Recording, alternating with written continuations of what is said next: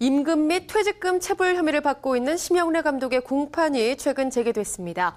지난 23일 있었던 공판에서는 영화 디워2에 대한 이야기가 거론되기도 했는데요.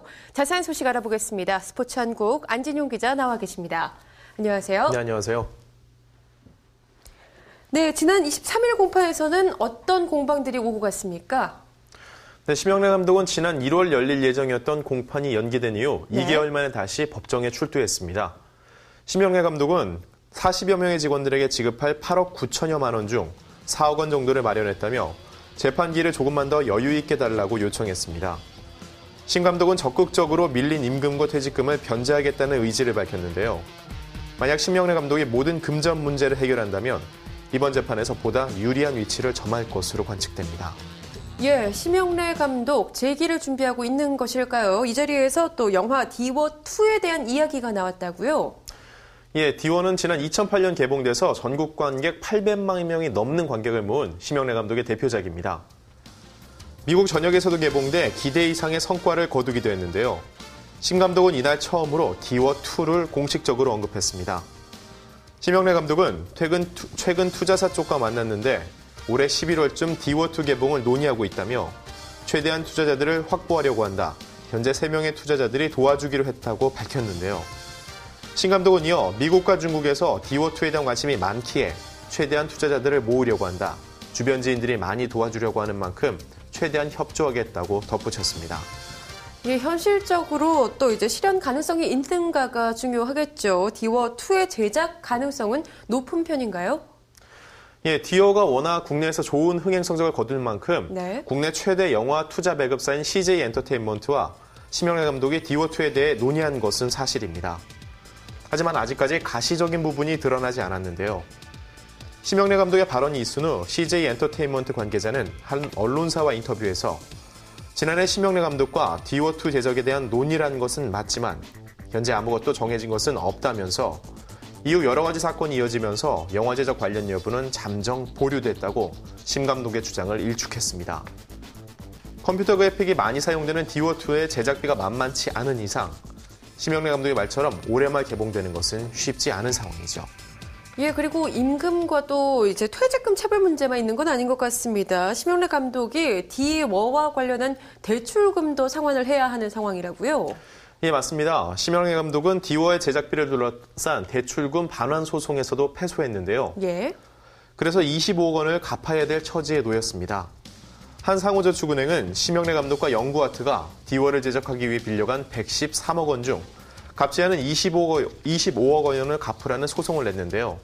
심 감독은 억울하다며 항소했지만 대법원은 은행과 심영래 감독 간 약정은 유효하다며 원심을 확정했습니다. 네, 심영래 감독이 국선 변호사를 선임한다는 소식이 있었는데요. 이건 어떤 부분인가요? 예, 심 감독은 지난해 재판이 시작된 이후 아직까지 변호사를 선임하지 않았습니다. 그 이유에 대해 그럴 만한 사정이 되지 못한다고 밝혔는데요.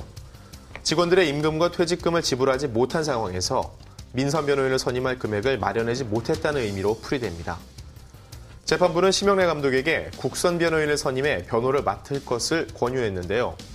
때문에 오는 5월 25일 열리는 3차 공판부터는 국선 변호인이 법정에 함께 출두할 전망입니다.